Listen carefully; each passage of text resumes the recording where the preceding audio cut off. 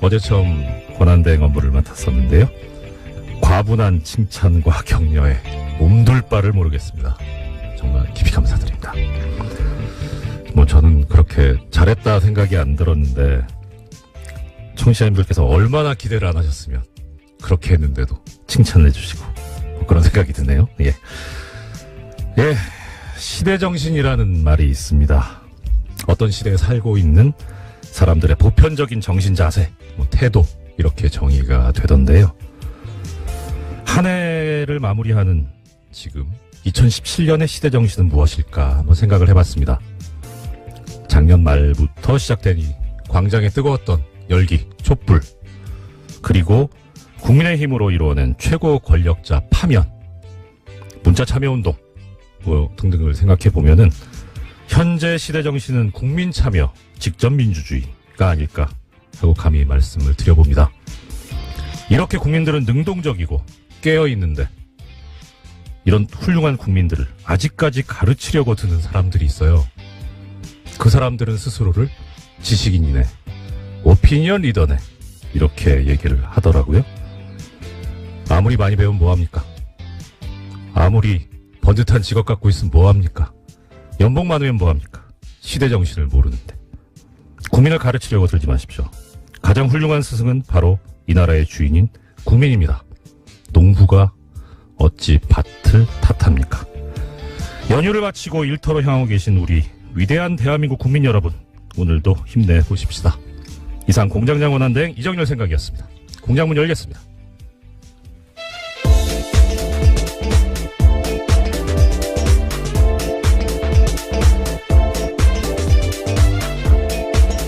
어서 오십시오. 시사인의 김은지입니다.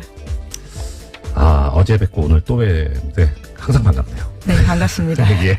자, 오늘 좀 걱정은 돼요. 저 어제가 크리스마스여가지고 과연 뉴스가 있을까 싶은데 그럼에도 불구하고 또 튼실하게 준비를 해오신 김은지 기자님의 오늘 활약을 기대해보겠습니다. 어떤 소식 먼저 전해주시겠습니까? 네, 어제 크리스마스였는데요. 더불어민주당 추미애 대표와 자유한국당 홍준표 대표가 충북 제천 화재 현장을 찾아갔습니다. 두 사람은 사고 원인 및 대책을 놓고 극명한 입장 차이를 보였는데요. 추 대표는 소방 인력 및 장비 등의 확충이 시급하다라고 강조했고요. 반면에 홍 대표는 현장의 잘못된 대응으로 피해를 키웠다면서 세월호 참사 때와 닮은 꼴이다라고 지적했습니다. 예. 불행한 일이 벌어진 거는 이제 벌어진 거고, 문제는 원인을 어디에 두고 다시는 그런 일이 없도록 우리가 대비책을 세워야 되는데, 지금 말씀하신 바와 같이 원인에 대해서 서로 상반되게 생각들을 하고 계신 것 같아요. 근데 일단 좀 신경 써봐야 될 거는 객관적인 어떠한 상황이 과연 제대로 돼 있는가 하는 것을 염두에 둬야 될 것 같은데. 네, 그래서 추미애 대표 같은 경우에는 어제 지방의 열악한 소방 인프라 개선돼야 된다는 점을 강조했는데요. 네네. 현장에 들어갈 수 있는 요원은 4명뿐이었다라면서 적절한 소방 장비와 소방 인력이 신속하게 투입됐다라면 하는 아쉬움이 남는다라는 이야기를 강조했습니다. 예, 그렇습니다. 이 제천 화재 발생한 제천 같은 경우에 인구가 한 13만 여분 정도 된다고 그렇게 들었는데 이 도시의 사다리 차가 하나라고 그러더라고요. 네, 굉장히 소방 인력도 부족하고요. 소방 장비도 부족해서 여러모로 현장에서 애를 먹었다라는 것들은 여러 차례 보도가 나왔습니다. 예, 그렇죠. 그리고 추미애 대표도 지적을 했는데 현장에 들어갈 수 있는 요원이 4명뿐이다. 그러니까 전부 소방서에 계신 분들이 10분 정도? 3교대제로 운영하고 있으니까 산술적으로 생각해도 3분, 많으면 4분. 근데 또 그런 말씀들 하시더라고요. 그러니까 실제 편제는 그렇게 돼 있는데 막상 신고받고 출동할 때는 2명만 가도 다행이다. 1명이 가는 경우가 너무 비일비재하다. 그러면서 가시면 사다리차 설치해야죠. 제일 많이 하시는 말씀이 그거더라고요. 왜 불 끄시려면 소방호스 가지고 물을 뿌려야 되잖아요. 근데 그냥 봐도 소방호스 이거 수압이 상당할 텐데 혼자서 갖고 하시면 이렇게 반동이라 그래야 되나요? 이렇게 튀어나와가지고 어떻게. 몸이 밀릴 수 있는. 그렇죠. 거죠. 그거 훨씬 더 품이 있어 보이네요. 네, 반동이 더 그렇습니다. 반동은 왠지 반동분자가 생각나서 좀 종북스러워서 싫어요. 네, 그래서 이 두 분이 해서 저기 조를 이뤄야 운영하시- 되는 예. 상황일 것 같은데요. 조를 이뤄야 된다. 이것도 좋은 표현이네요. 예, 아유, 감사합니다. 오늘 저는 여러 안 차례. 되네요. 일단 현장의 인력과 장비가 이렇게 부실하고 열악한데 이건 확충해야 되지 않느냐. 네. 예. 오늘 아침 한겨레 신문이 그와 같은 지적들을 했는데요. 아, 네. 서울 등 대도시와 제천 등 중소도시 사이의 소방 경력 차이가 굉장히 크다라는 겁니다. 제천 같은 경우에는 서울에 비해서 소방 인력이 절반이다라는 건데요. 네. 기본적으로 어떤 위험의 양극화가 있을 수밖에 없는 상황이다라는 거죠. 그렇죠. 사실 뭐 수도권에 사는 분들이나 뭐 지방 도시에 사는 분들이나 뭐 생명의 소중함 다 똑같잖아요. 그러니까 여기에 대해서 격차를 두면 안 되는데 그런 또 보면은 여기에 대해서 사람들이 얘기를 할 때 이런 얘기들을 합니다.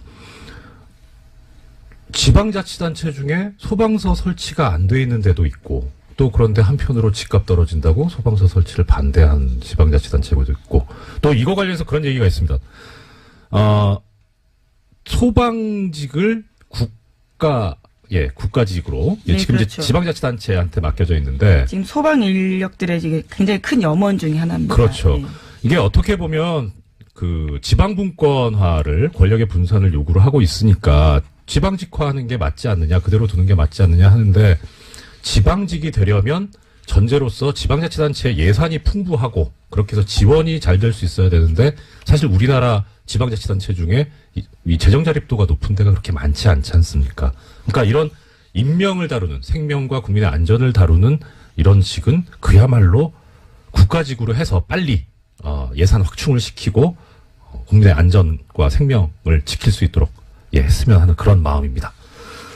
그다음 뭐 제천 화재가 아무래도 큰 뉴스였으니까 관련 뉴스가 또 있는 것 같은데요. 네, 관련해서요. 이 지역의 국회의원인 자유한국당의 권석창 의원이 출입이 통제된 화재 현장에 들어가서 논란이 일었습니다.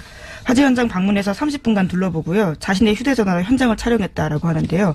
못 들어가게 막자 자신이 국회의원이다라고 주장했다라고도 알려져 있습니다. 여기 왜 들어가셨답니까? 혹시 알려진 바가 있습니까? 자신의 주장은요. 네. 현장을 찾은 것은 의정활동의 일환이다라는 건데요. 현장을 통제해서 처음에는 경찰들과 실랑이가 있었지만 안전장비 갖추고 경찰관 입회하에 현장 들어갔다라고 주장하고 있습니다. 뭐 지역 국회의원이시니까 찾아가시는 것이 꼭 나쁘다고 할 수는 없는데 근데 이 현장이 아직 지금 뭐 조사가 완료된 게 아니라서 증거가 보존이 돼야 될 텐데 이 비전문가가 들어가서 좀 그렇지 않나 싶은데 네. 그래도 게다가 유족들도 출입을 못하고 있는 상황이라고 아, 하는데요. 그래요? 유족 예. 대표 일부만 지난 23일에 합동 감식에 참관했다라고 합니다. 그렇기 때문에 현장에서 굉장히 여러 말이 나왔다라고 하는데요. 이게 그냥 뭐 이거 느낌인데 이 경찰분들께서 출입을 제지하셨으면 예전에 그 누구시죠? 김문수 경기도지사님. 네, 이제 119에 전화해서 굉장히 유명한 말을 했습니다. 나 김문수인데. 예. 맞다, 순대. 예. 그 순대가 아니고. 예, 그렇죠. 네. 지사님이라고 안 하셨나요? 처음에 경기도지사라고 했는데 그렇죠. 이제 그것을 알아듣지 못하니까 예. 아마 자신의 이름을 밝혔던 것 같기도 그 하고요. 여기서도 그러면 나 국회의원인데라는 말이 나왔을 법한데 어떻습니까? 예, 현장 제지하니까요. 네. 충북 경찰서장에게 전화했다라는 보도를 제가 일부 봤는데 그래서 정확하게는 서장님한테 전화를 하시고 이런 것을 우리는 갑질이라고 하지요. 그래도 불행한 일이 벌어졌는데 가급적이면 좀 빨리빨리 이렇게 대처를 해서 상처를 치유할 수 있도록 서로 좀 힘을 합쳤으면 좋겠습니다. 여기 좀 도와주십시오. 네. 다음 소식 어떤 소식이 있습니까? 네, 최경환 자유한국당 의원이 특수활동비 1억 원을 받았다는 혐의로 구속영장 청구됐다라는 사실 다들 기억하실 텐데요. 네네. 이와 관련해서 영장실질심사가 올해 말까지 열리지 않을 것으로 보입니다. 그렇죠. 23일 종료 예정이었던 12월 임시국회가 여야 대치로 내년 1월 9일까지 연장됐기 때문인데요. 체포동의안을 처리할 국회 본회 일정이 잡히지 못하고 있습니다. 이게 원래 법에 의하면은 법원이나 검찰로부터 체포 요구에 관한 이제 동의안이 접수되면은 그것을 본회의에 보고를 하고 최초로 열리는 본회의에 보고를 하고 보고한 때로부터 24시간부터 72시간 사이에 표결을 하게 돼 있는데 이 보고조차도 지금 안 돼 있죠. 본회의가 열리지 않아가지고 원래는 22일 날 보고하고 그 다음에 끝내기로 네, 그렇죠. 표결조차 하지 않기로 합의한 바가 있는데요. 예, 그랬죠. 지금 이 일정 자체가 진행되고 있지 않은 겁니다. 예. 그 대놓고 직무유기하겠다는 거잖아요. 참. 안 그래도 정치권이나 국회의 그 신뢰도가 높지 않은데 이런 식으로 또 그 와중에 이제 그 본회의도 열리지 않았으니까 원래 임시국회가 특별한 의사일정 합의 없으면 30일 회기여가지고 그러니까 지금 아까 말씀하신 대로 1월 9일까지인데 자 1월 9일까지 해넘겨서까지 그러니까 의사가 있는지 아닌지까지는 모르겠는데 이거 방탄국회 아닙니까? 예, 좀 국민들하고 자꾸 이렇게 거리감 생기는 이런 행동을 자꾸 해서 어떻게 하시려고 하는지 참 심히 걱정스럽습니다. 네, 뿐만 아니라 이후현 자유한국당 의원 같은 경우에도요. 이번 주 중으로 사전 구속영장 청구될 방침이다라고 알려져 있는데 네. 10억 원대 불법 정치자금 및 공정 헌금 받은 혐의거든요. 예, 이 예. 또한 같은 상황입니다. 이분은 편찮으시죠? 네. 많이들 건강들이 안 좋으신 것 같아요. 날도 안 좋고 그래서. 예. 속히, 쾌유, 치료를 받으셔가지고 쾌유하셔서, 영장실질심사에 임하셨으면 좋겠습니다. 예. 다음 뉴스는요? 네, 뉴스타파가 홍준표 자유한국당 대표의 유죄 혐의를 입증할 정황 증거 하나를 찾았다라고 보도했습니다. 홍 대표는 성완종 전 경남기업 회장에게 1억 원을 받았다라는 혐의로 재판받았지만요. 어제 전해드린 바와 같이 대법원에서 최종 무죄 났습니다. 법원의 판단은 돈을 줬다고 말한 성완종 전 회장이 순직에 전한 인터뷰가 증거 능력이 없고 또 돈을 전달했다고 하는 윤승모 전 경남기업 부회장의 진술의 신빙성이 떨어진다라고 판단했는데요. 윤 전 부회장 같은 경우에는 돈을 홍준표 의원실에서 줬다라고 했는데 당시 상황을 묘사한 바가 있습니다. 그런데 이 부분이 신뢰성이 떨어진다라는 거거든요. 뭐라고 진술했냐면 네. 척당불기라는 글씨가 의원실에 걸려 있었는데 홍준표 대표 쪽 반박은 그것은 의원실이 아니라 당대표실에 걸려 있었다라고 주장한 겁니다. 그러니까 의원실엔 한 번도 걸려 있은 적이 없다라는 것들을 법원이 받아들인 건데요. 네네. 그런데 뉴스타파가 사달인 동영상을 보면 2010년 당시에 홍 대표 의원실에 관련된 글씨가 붙어 있습니다. 아니, 일반적으로 생각할 수 있는 거는 아니, 왜 이렇게 바로 나올 거짓말을 하냐 하는 그런 비판이 있을 수 있는데, 저는 이 소식을 듣고 그 생각이 들더라고요. 빨리 좀 내놓지. 늦게 찾아나 봅니다. 그러니까요. 네. 아유, 아까워요. 자, 이거 관련해가지고 많은 분들이 물으시는 게, 새로운 증거가 나오지 않았냐. 그러면 이걸로 이제 상황이 바뀌었으니까 재심을 해서 처벌을 할 수 있지 않겠느냐. 그런 문제를 제기를 하시던데요. 우리나라 형사소송법에 의하면 재심은 피고인에게 유리한 경우에만 할 수 있습니다. 무죄가 되거나 내지는 적어도 형을 낮출 수 있는 사정이 생겼을 때, 그런 증거가 발견되었을 때 그때 할 수 있는 건데요. 근데 지금 이것은 피고인한테 불리한 거라서 이거 일사부재리 원칙 때문에 재심은 우리 법상 허용이 안 됩니다. 많이 안타까우시겠지만 법이 그렇기 때문에 법이 그렇다는 것을 좀 알아주셨으면 하는 그런 마음입니다. 예, 그리고 또 중요한 소식이 하나 있다고요? 네, 검찰 과거사위원회 검토 대상 사건에 배우 고 장자연 씨 사건 등 8건이 추가됐다라고요. 중앙일보가 보도했습니다. 검찰 과거사위는 검찰의 부적절한 사건 처리 의혹을 조사하는 건데요. 네. 장자연 사건 같은 경우에는 2009년 탤런트 장 씨가 유력 인사들의 접대를 받다가 스스로 목숨을 끊으면서 수사가 시작됐습니다. 네. 당시에 일부 인사에 대한 봐주기 의혹이 제기된 바가 있는데 법무부 검찰 과거사위가 이것들을 다시 검토하겠다라고 밝힌 겁니다. 자, 검찰 과거사위원회에서 새로 이제 과거의 부실 수사에 관해서 진상조사를 하겠다는 말씀인데, 지금 그 중에 장자연 씨 사건 기자님께서 말씀을 주셨습니다. 아시는 분들은 또 아시겠지만 어떤 분들은 또 모르실 수도 있으니까 이 사실관계를 좀 김 기자님께서 약간 설명해 주셨으면 좋겠습니다. 네, 이제 2009년에 벌어졌던 사건인데요. 말씀드렸던 바처럼 유력 인사들의 접대를 강요받다가 스스로 목숨을 끊었다면서 유언을 남기고 그리고 그 유언장이 있었거든요. 네네. 그 내용들이 그 당시 굉장히 화제였습니다. 예. 그런데 경찰 수사가 시작되었는데 경찰은 5명을 불구속 기소 의견만 하고 검찰에 송치했습니다. 그런데 그때는 성접대 의혹이 아예 빠져 있었거든요. 그러니까 이 문건에 보면요. 조선일보 사장이라는 표현이 있는데요. 이와 같은 술자리 참석했다라고 했던 인사들 10명 이름 모두 빠져 있었던 겁니다. 네. 그래서 검찰의 수사를 이어받았는데 김종승 씨와 유정호 씨 당시 매니저와 그리고 대표 명예훼손 혐의 그리고 폭행 혐의로 기소가 됐고요. 나머지는 모두 무혐의 처리된 바가 있습니다. 이게 지금 사실 애청자 여러분 꼭 기억해 주셔야 되는 게요. 이 장자연 씨, 고 장자연 씨 사건이요. 김은지 기자님 전문입니다. 예, 저기 주진우 기자가 전문이셨고요. 저는 예, 같이 그런 미담은 얘기하지 마시고요. 김은지 기자님이 전문입니다. 예, 아니면 앞으로 전문으로 하도록 오늘부터 하겠습니다. 바로 전문이 되실 거고 계속 우리 애청자 여러분들 기억하시죠? 다스는 누구 겁니까? 이거는 뉴스공장에서 시작이 돼서 계속하고 있죠. 장자연 씨는 누가 죽였습니까? 는 김은지 기자님께서 계속 파주실 것으로 기대하고 있습니다. 굉장히 무거운 숙제를 또 전해주시는데요. 예. 자, 여기에 근데 이제 관련되는, 아까 이제 접대 강요도 있었고, 껄끄러우실 수도 있는데, 언론사가 관련이 되어 있지 않습니까? 네, 그 당시에 그래서 검찰 공소장을 보면요. 장자연이 작성한 문서에 조선일보 사장이라는 기재가 있다는 사실만으로 피의자가 장자연으로부터 술접대를 받았다거나 성매매를 하였다고 인정하기 부족하다라면서요. 결과적으로 방상훈 사장 같은 경우에 증거불충분으로 혐의 없음 처분받았습니다. 거참, 네.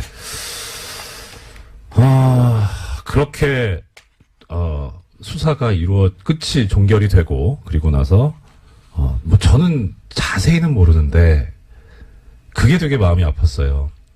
그러니까 장자연 씨께서 남긴 말씀 중에 어머니 기일인데 제사 때인데 나오라고. 어떻게 사람이 그럴 수가 있을까 싶었었거든요. 네, 참 어제 전해드렸던 성완종 전 회장 사건도 그렇고 지금 이 장자연 씨 사건도 그렇고 돌아가신 분들이 참 억울한 죽음이 되지 않도록 우리가 함께 애써서 잘 좀 밝혀봤으면 또 이 검찰 법무부 과거사위원회도 검토 대상 제대로 좀 해줬으면 좋겠습니다. 시간이 많이 흘렀는데 사실 여러 가지 소식을 준비해 오셨지만 어제 청취자 여러분들하고 약속드린 게 있죠. 삼성언론재단에서 언론인 분들, 우리 시사인에 계신 분들이나 TBS에 계신 분들은 안 보내주고 다른 분들만 보내줬다는 이 엄청난 잘못에 관해서 오늘 좀 이어서 이야기를 해보겠습니다. 지금 언론재단 나오는데 이 언론재단이요. 실제 사업이 어떻게 되는지 혹시 나온 얘기가 있습니까? 비용이라든가 회계를 어떻게 처리한다 이런 것들요. 언론재단은 아니고요. 이게 지금 삼성 해외 연수 사업이라고 할 수 있는데요. 이제 주신 자료들을 보면 어제도 말씀을 잠깐 하셨지만 소속사 대표의 추천을 받은 언론인이 그 그룹당 한 명씩 추천을 받아서 갈 수 있는 상황인데 1년 동안 $10,000를 학비로 받게 되고요. 또 체제비 같은 경우는 $3,500를 받는다라고 합니다. 여기 보면 월요? 그렇죠. 여기 보면 삼성언론재단의 경우 목적 사업비의 80%, 그다음 상남언론재단 여기는 LG 계열인데요. 여기 85%를 언론인 해외 연수와 어학교육 지원에 사용해 오고 있다고 합니다. 그러니까 이 재단 자체가 아예 그 목적인 거죠. 보면 참 이게 사업이 96년 삼성언론재단 같은 경우에 시작이 되죠. 시작이 되고 2016년까지 있었습니다. 여기 기수를 그래서 하나씩 붙이시더라고요. 삼성언론재단에서 보면 22기까지 2016년에 그래서 이제 2017년은 못 가셨고. 근데 오늘 드리고 싶은 말씀은 이겁니다. 이 중에 2000년도에 6기로 다녀오신 당시 모 신문이라고 할 거 있나? 경향신문의 문화부 차장님 당시 다녀오신 분이 계세요. 이분이 그러니까 결국 삼성언론재단 삼성 돈으로 다녀오신 거죠. 여기에 대해서 그리고 나서 2009년에 본인이 근무하시는 신문에 칼럼을 쓰신 게 있습니다. 제목은 굿바이 노무현. 이 글에 보면 이런 얘기가 나옵니다. 참여정부의 실정으로 서민들이 가난해지는 동안 노무현 패밀리는 부자가 되었다는 사실은 변하지 않는다. 재벌개혁을 다짐하고는 삼성에 국정을 위탁하고 특권 없는 사회를 만들겠다고 하고는 스스로 특권층이 되고 시장개혁 대신 시장 만능의 우상을 퍼뜨림으로써 노무현을 통해 세상의 낡은 질서를 바꾸려 했던 그 열정을 싸늘한 냉소로 바꿔놓고 삼성에 국정을 위탁했다.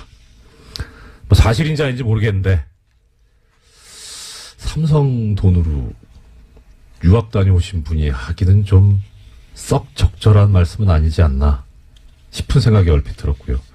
이 칼럼이 2009년 4월 15일에 실리는데 아주 공교롭게도 한 달 후에 노무현 대통령이 서거를 하시죠. 뭐 이게 꼭 원인이 되겠습니까마는 참 아픈 칼럼이었고 이래도 되는가 하는 그런 생각이 들게 하는 내용이었습니다. 이것에 관해서는 또 여러 가지 준비를 하고 있는데요. 아마 중간에 제가 공장장 권한대행에서 잘리면 못할 거고 내일 잘릴 수도 있다라는 마음으로 빨리빨리 정리를 해서 조사를 해가지고 보내드리도록 하겠습니다. 한 30초 남았네요. 오늘 내가 이 소식은 꼭 전해드리려고 했는데 못했다 하는 거 말씀 주시죠. 네, 제목만 그런 말씀드리면요. 네. 국민의당 전당원 투표가 지금 현재 세대결 양상이라고 합니다. 예. 그래서 반대하는 의원들이 지금 오늘자로요. 남부지법에 그 심리를 넣은 가처분 신청서를 제출했는데요. 그와 네네. 관련된 결정도 아마 빨리 날 것으로 보입니다. 투표를 막아달라는 거니까 투표하기 전에 결정을 법원이 해줘야 되겠죠. 법원의 신속한 결정을 바라마지 않습니다. 지금까지 시사인의 김은지였습니다. 영화 1987이 개봉을 앞두고 있습니다. 저 감독님한테 전해드린 말씀인데요. 뉴스공장이 워낙 그 인기가 많다 보니까 책, 영화, 이 홍보를 부탁한다는 청탁이 엄청나게 많이 들어온답니다. 김영란법에 위반되지 않는 범위 내에서 해드리려고 하는 것 같은데, 근데 어떻든 뉴스공장에서 소개가 되면 크게 흥한다. 근데 사실 1987 영화에 관해서 전혀 험한 통 받은 적도 없다고 하시는데 왜 그럼 오늘 1987 이 얘기를 꺼내느냐. 1987이란 영화가 1987년 6월 민주항쟁을 배경으로 하고 있죠. 거기에 대해서 또 관심이 커져가고 있는데 이 영화를 보시고 깊은 감명을 받으셨을 뿐만 아니라 이 시기에 관한 살아있는 역사 이신 분을 한 분 모셨습니다. 1987년 당시에 민주정치 국민운동본부 상임집행위원이셨죠. 유시춘 작가님 스튜디오로 직접 나오셨습니다. 어서 오십시오. 네, 안녕하세요. 이거 선생님 여기서 뵈니까 반갑네요. 아시는 분들은 아시겠지만 유시춘 작가님 본인도 되게 참 유명하고 훌륭하신 분인데 워낙 또 큰 분이 계셔가지고 가려져서 많이 들으시죠. 이거 질문이 식상할 수 있는데 유시민 전 보건복지부 장관 작가이신 그 관련해서 어떠냐라는 그러니까 사실 유시춘 선생님 되게 훌륭하신 분인데 이렇게 그늘에 가리지 않나 싶어서 속상하실 때도 있을 것 같은데 아니요, 어떠세요? 없습니다. 선생님 표정이 진짜 없으신 것 같아요. 이게 지금 이제 선거 지나서 얘기지만 그 대선 때 이제 할배 유세단 네. 하셨었잖아요. 그러면서 나왔던 얘기가 그 당시 이제 이런 농담들이 있었습니다. 어대문 어차피 대통령은 문재인. 네. 아나문, 아빠가 나와도 문재인. 그때 유시춘 선생님 두고는 이런 말이 있었어요. 유나문이라고. 뭔지 아시죠? 유시민 나와도 문제인. 그러니까 참, 이제 지나서 하는 얘기입니다만.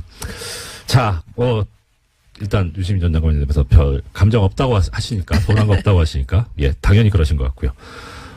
오늘 이제 모셔서 듣고 싶은 말씀 시작해 보겠습니다. 민주정치 국민운동본부, 줄여서 국본 상임집행위원으로 활동하셔서, 이 당시 이제 정말 살아계신 역사인데 일단 영화 1987 어떤 의미가 있고 어떻게 보셨는지 좀. 네, 영화가 예술로서의 본성을 가지고 있고요. 네.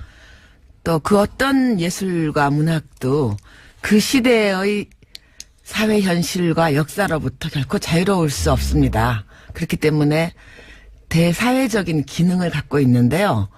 저는 이 양자 중에 그 후자에 더 충실한 그리고 매우 훌륭한 그 기능을 수행한 영화라고 보았습니다. 아, 네. 역사적인 의미가 있다. 네.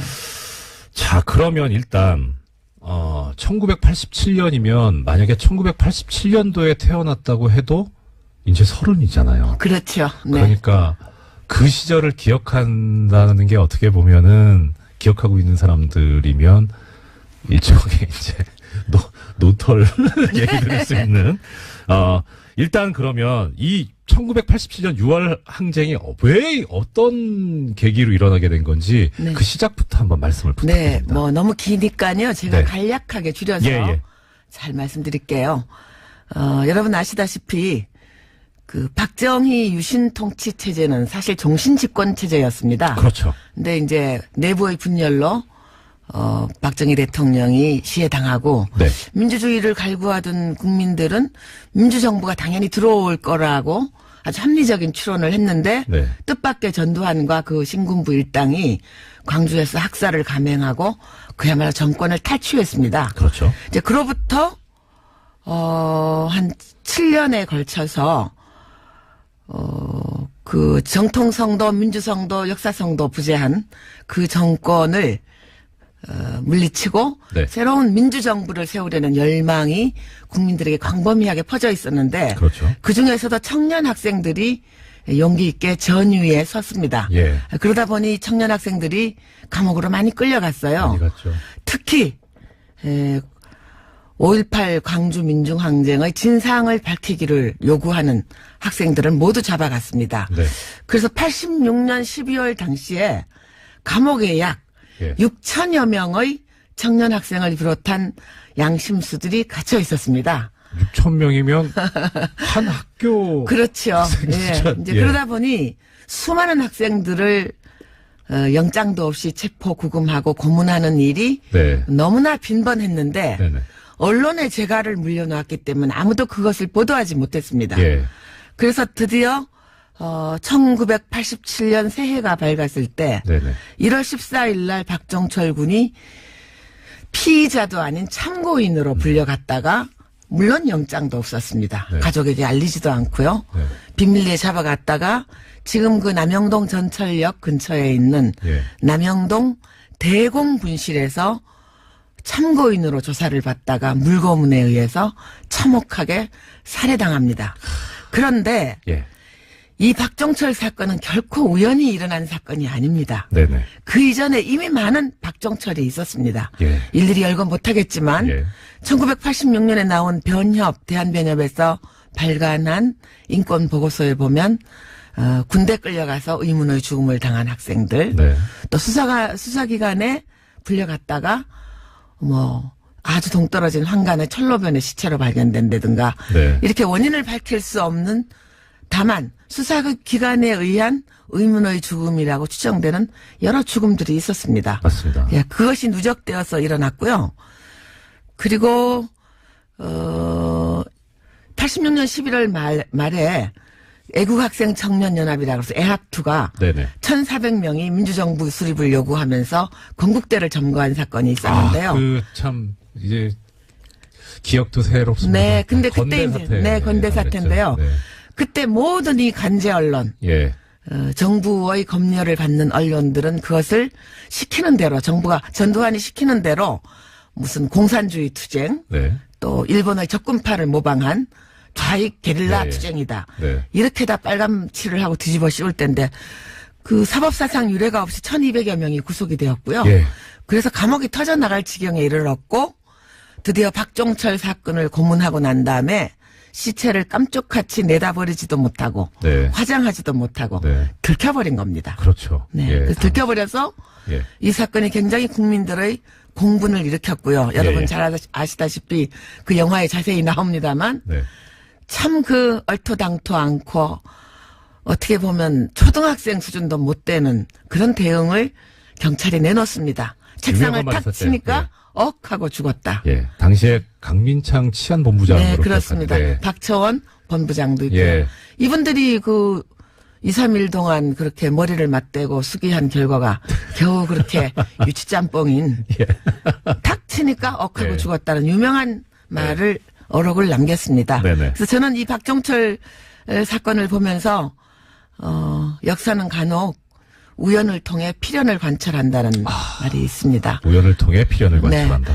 이 우연한 사건처럼 보이지만 결코 우연한 사건이 아닌 박종철 군 고문치사 사건이 일어남으로써 네. 그리고 드디어 그 고문까지 조작, 은폐한 이 정황이 드러나면서 국민들의 공분이 하늘을 찔렀고요.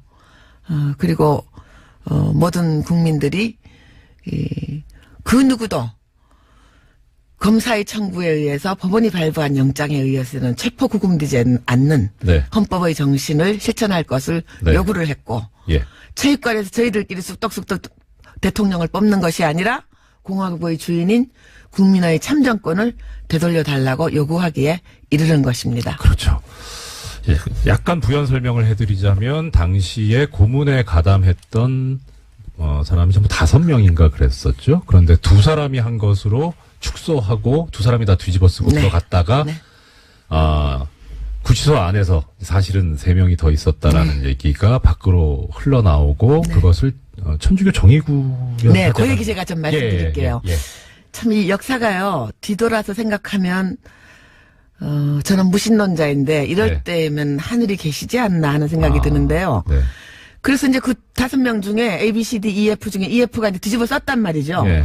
자기들은 나중에 이렇게 팔 잡아주는 정도의 조력자였어요. 근데 생각하니까 이거 고문치사라는 엄청난 범죄를 네. 둘이 다 뒤집어 쓰고 갈 생각을 하니까 아득하니까 울면서 예. 토로한 거예요. 네. 그거를 감옥에 계시던 양심수 한 분이 예. 적어서 이부영? 이부영 선생님이 들으셨고 네. 그걸 또 그 당시에 있던 교도관이 예. 바깥으로 전달을 했습니다. 그런데 네. 과연 이 엄청난 사실을 누구에게 전달할 건가 예. 하고 한참을 고민을 했는데 첫째는 그때 개원청원 예. 국민운동을 벌이고 있던 야당에게 전할 건가 네. 그다음 아니면은 뭐 학생들에게 전할 건가 예. 그게 누구에게 전해야 이것이 가장 국민들에게 믿음을 주고 네. 의분을 불러일으킬까 하는 것을 고민한 끝에 예. 정의구현 사재단이라는 그 신부님 예, 신부님들한테. 조직에 전하게 됩니다. 그때 뉴스 공장이 있었어야 되는데. 그때 뉴스공장이 있었으면은 아깝습니다. 박종철 사건이 일어나지도 않았죠. 하긴 그렇겠네요. 네. 네. 이 짧은 생각. 네. 자. 그렇게 해서 고문을 해서 사람을 죽였을 뿐만 아니라 더 나가서 그걸 은폐하기까지 그런 이제 범죄를 저질렀는데 그것이 도화선이 돼서 실제 행동까지 갔습니다만 그 고문치사 사건에 대한 분노를 넘어서 당시에 이 국민들이 요구했던 거는 아까 말씀하셨던 대로 대통령을 직접 국민의 손으로 뽑을 수 있는 그러니까 대통령 직선제 국민의 권리를 보장하라 라는 그것이었죠. 그래서 그 얘기 관련해가지고 이제 이 선생님께서 계셨던 민주정치 국민운동본부가 있었는데 그 조직은 어땠나요 당시? 네, 그 규모라든가. 비하인드 스토리를 잠깐 말씀드리면 가장 중요한 것이 그렇게 폭발력을 지니게 된 것은 마지막에 네. 야당이 합류하면서 함께 조직을 꾸렸기 때문에 그렇게 폭발력이 있게 되었습니다. 네네. 이제 박종철 군 사건, 고문치사 사건 일어나고 네. 그야말로 민주화 운동 단체로만 2월 7일, 3월 3일 추도회와 평화대회 행진을 했는데 네. 그때는 청년 학생들과 민주화 운동 단체만 결합을 해서 시위를 했는데 큰 대중적인 호응을 얻지 못했어요. 예. 좀 무섭기도 했죠, 사실. 뭐 무서웠죠. 상황이. 그런데 이것도 비하인드 스토리입니다만 네. 3.3 추도 집회가 평화대회 행진이 아주 형편없이 그 학생들과 제야단체만으로 네. 소규모로 일어나고 네. 금방 진압을 당하니까 예. 전두환 집단이 자신감을 가졌던 것 같습니다. 그래서 나온 것이 4.13 호원 선언입니다. 그렇죠. 예. 난 너네들 말 들어줄 수 없어. 우리끼리 네. 체육관에서 대통령 뽑을래. 네. 난 너태우한테 줄 거야. 야. 하는 선언을 4월 13일 날 하게 됩니다. 4.13 호원도 참 근데, 오랜만에 듣네요. 네. 예. 그 직전에 네. 몇 년 전에 심윤경이라는 이름으로 예. 주한미 대사를 했던 스티븐슨이라는 여성분 계십니다. 한국말도 잘하시는. 네네. 그때는 미국 대사관 참사관이었어요. 예. 그분이 우리를 찾아왔어요. 와서 좀 우호적이었어요. 저희 예, 민주화운동 예. 세력에게. 네. 와서 조심하라고. 어휴. 지금 전두환은 눈에 보이는 게 없다. 어휴. 그리고 내일 모레쯤 아마 호언으로 그러니까 자기들끼리 체육관에서 다시 권력을 승계하겠다는 선언을 할 거다. 예. 그리고 탄압이 더 극심해질 테니 몸관수를 잘하라. 왜냐? 그 이유는 27 추도 집회와 33 평화대행진이 당신들만의 집회로 끝나지 않았느냐. 전두환이 자신감을 가진 것 같다. 그 조심하라고 우리에게 살짝 일러주고 갔어요. 어떠셨어요? 그때 기분이? 뭐 그러거나 말거나 하네. 우리는 우리 길을 간다. 어유 대단하십니다. 저 듣고 있는 그냥 앉아서 이 말씀만 듣고 있는 저도 등골이 오싹해지는데. 그래서 이제 4.13 호원 선언이 사실상 국본 결성의 예. 불을 지핀 겁니다. 도저히 이제는 안 되겠구나. 네. 자기들끼리 체육관에서 모여서 쑥쑥 하면서 나 두한이는 나 친구 노태우한테 물려줄 거야. 너네들 네. 눈 감고 입 닫고 가만히 있어 이 자식들아 주는 거나 먹고 이런 선언이었단 말이죠. 네. 4.13 호원이 나고 그 이틀 뒤에 그 국본을 결성하는 초동 모임을 저기서 하게 됩니다. 예. 그러면요. 그 초동 모임. 국본 결성하시고, 그게, 아까 3.3 대행진까지 말씀하셨고, 4.13 호원까지 나왔으니까 대략 5월? 아닙니다. 4.13 호원 나고, 예.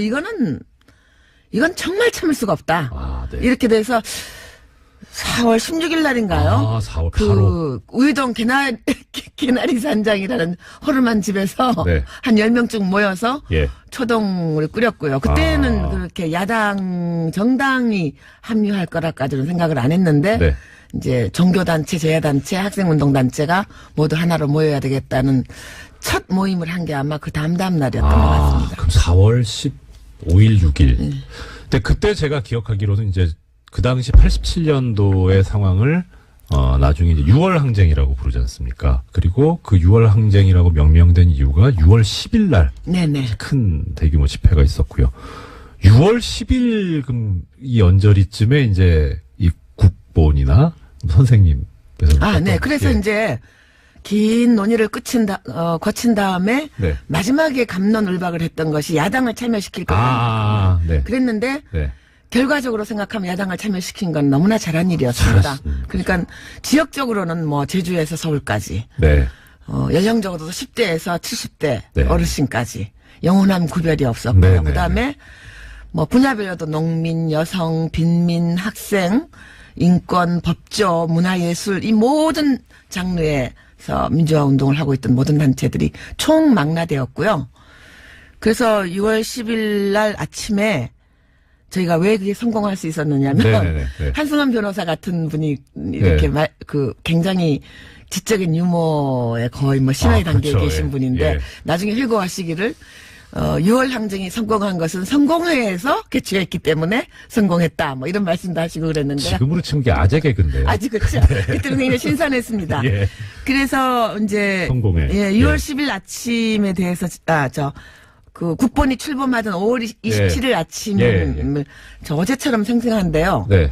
이게 거기에 참석한 한 200여 분의 발기인들이 네. 저처럼 다 담당 형사가 따라붙는 요주 인물들이에요. 지금 식으로 표현하면 사찰. 블랙리스트에 올라 있는 분들이죠. 얼마나 까마면 3번을 하십니까? 그렇기 때문에 예. 이 장소를 사전에 알릴 수가 없었습니다. 그렇죠. 정하지 않았어요. 우리가 새 나갈지가 모르기 때문에. 아니, 지금처럼 뭐 무슨 단체방이 있는 것도 아니고. 네, 왜냐하면 그 국본을 결성한 무언가 얘네들이 일을 할 거라는 거는 이제 수사기관도 알고 있었는데 예. 몇 월 며칠 어디인지는 모르고 있었던 거예요. 6월 10일은 5월 27일은 저희들이 정했고요. 네네. 장소는 그 전날까지도 아무도 몰랐습니다. 그래서 일단 문자 돌린 모든 단체들이 예. 종로통에 숨어 있기로 했습니다. 종로. 광화문에서 네네네. 동대문까지 걸친 그 종로 양쪽의 길에 네. 적당한 곳에 있기로 하고 전령이 예. 이 쪽지를 써서 다녔습니다. 참 웃음밖에 안 나와. 예, 아니요. 예. 그때는 뭐 너무 절박했죠. 그렇죠. 그래서 네. 방법이 없어요. 저희 그 민가협은 어디에 있었냐면 지금 인재근 의원하고 나하고 등등 네. 어디에 있었냐면 이 종로 2가 골목에 있는 네. 그 당시 민가협 회원이 하던 카페를 새벽에 문을 열라 그래가지고 거기 기다리고 있었어요. 아. 그래서 제가 이제 이렇게 나가니까 네. 새벽빛이 부유하게 일어나는 아침이었어요. 그랬더니 5월. 네. 5월 27일 아침 네. 6시에 예. 그 멀리서 누가 오더라고요. 예. 그 기춘이에요. 명동 청년연합 간사로 있었던 전에 청와대에서도 일하고 있었던. 기춘. 네네. 그거 김기춘? 아니야 그냥 기춘 오더니 설마. 이렇게 지나가면서 제 이 아, 예. 쪽지를 예. 저 작은 메모지 한 장을 제 손에다 이렇게 쥐어주고 나가더라고. 봤더니 향린교회 이렇게 돼 있는 거예요. 아. 근데 그때 저희가 이제 어디서 하느냐를 두고 네. 뭐 민주화 운동의 메카였던 종로 5가 기독교회관 다이슬 신자매도 얼마 전에 나왔죠. 예. 예. 거기 그다음에 뭐 명동성당 네. 또 향린교회 네. 그다음 서대문에 있는 기독교 사회 문제연 아, 예. 뭐 그 네 군데를 이제 올려놓고 생각을 하고 있었는데 새벽 5시쯤 가봤더니 눈치를 챈 경찰들이 정경들을 나머지 세 군데는 다 풀어놨어요. 왔다 갔다 해요 보니까 그 기독교 회관하고 예. 기사연하고 명동성당 앞에는 예. 이렇게 정경들이 깔려 있고 사복 형사들이 왔다 갔다 해요. 워키토키를 꽂고. 그쪽 입장에서 보면 예상 문제잖아요, 거기는. 그렇죠. 예상 네. 문제지요. 네. 향민교회는 없었어요. 아. 그래서 향민교회로 정한 것이 5시 한 반쯤. 네네. 그리고 6시에 쪽지를 써가지고 종로통을 중심으로 이렇게 흩어져 있던 문자 돌린 단체한테 쭉 돌린 거예요. 네네. 그래서 이제 야, 영화네, 완전. 예, 싹싹싹싹 하면 그 얘기까지는 안 나와서 영화는 아마 국본을 결성하고 6월 항쟁이 일어나기 직전까지요. 이거 사실관계를 추적을 한 것이고요. 네네. 네. 그 뒤 영화도 앞으로 나와야 되겠지요. 네. 그렇게 해서 이제 다들 향린교회에 한 7시쯤에 모였고요. 예. 일사천리로 진행을 해서 끝나고 나오니까 그제서야 이제 그 뒤늦게 소식을 예, 접한. 뒤늦게 소식을 접한 경찰들이 예. 그 닥쳤던 게 지붕 쳐다보는 식으로 이렇게 쳐다보고 있어서 저희들이 의기양양하게 나왔죠. 아. 야, 그렇게 근데 결성을 했습니다. 그 긴박함. 네. 야. 자, 그러면 향린교회에서 이제 국본이 출발을 했고요. 출범을 했어요. 이 시간이 되게 빨리 가네요, 이거. 오늘 다 못. 그래요? 큰일 났네. 그러면 6월 10일로 정한 것은 아니요, 선생님, 저기, 이거는 영화도 영화지만, 네. 예, 좀 더 자세히 듣고, 네네. 예, 그래서, 선생님한테 다시 한번 폐를 끼치더라도, 네. 자세히 한번 들었으면 싶습니다. 자, 네네. 그러면 이제, 향린교회에서 출범이 됐고, 그 다음에, 그러면 이제, 아까, 성공회에서 하셨기 때문에 성공했다고. 네네. 성공회는 그럼 어떻게 돼?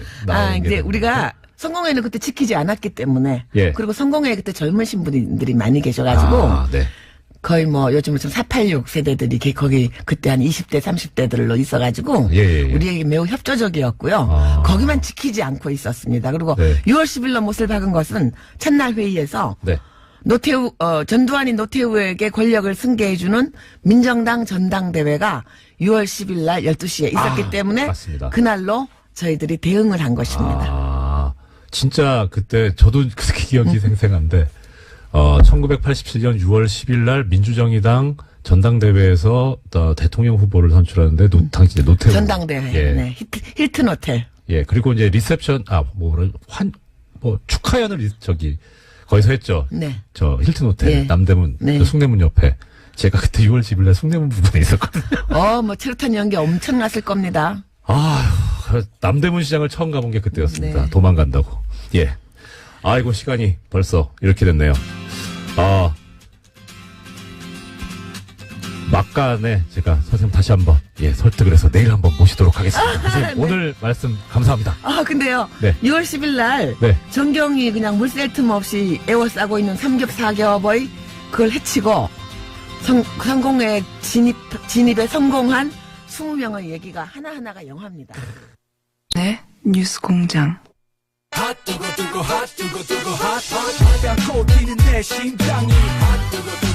예, 3부 시작하겠습니다.